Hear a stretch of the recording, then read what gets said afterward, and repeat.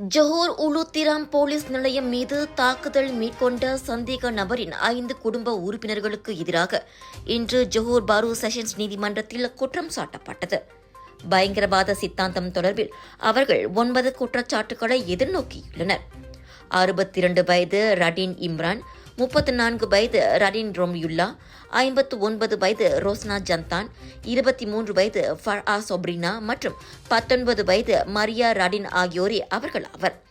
அதே சமயம் உலுத்திராம் போலீஸ் நிலையம் மீது தாக்குதலை மேற்கொண்ட 21 வயது நபர் ரடீன் லுக்மானின் தந்தையான ரடீன் இம்ரானுக்கு எதிராக இதர 4 குற்றச்சாட்டுகளும் சுமத்தப்பட்டுள்ளன.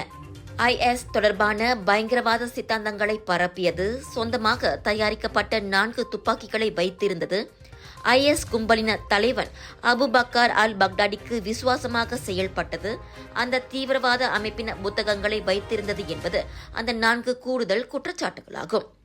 2014ஆம் ஆண்டு முதல் இவ்வாண்டு மே 17ஆம் தேதி வரையில் கம்போங் சுங்கை தீராமில் அவர்கள் அந்த குற்றங்களை புரிந்ததாக தெரிவிக்கப்பட்டது. அதே சமயம் அச்சம்பவத்தில் 2வது குற்றம் சாட்டப்பட்டுள்ள ரடீன் ரோமியுல்லா 2 குற்றச்சாட்டுகளை எதிர்நோக்கியுள்ள வேளை சிங்கப்பூர் நாட்டவரான ரோஸ்னா உட்பட இதர 2 பயங்கரவாதம் தொடர்பில் வேண்டுமென்றே தகவல்களை தர தவறிய குற்றச்சாட்டை எதிர்நோக்கியுள்ளனர். இவ்வழக்கு விசாரணை ஜூலை 31ஆம் தேதி செவிமடுக்கப்படும் என நீதிபதி அறிவித்திருக்கிறார்.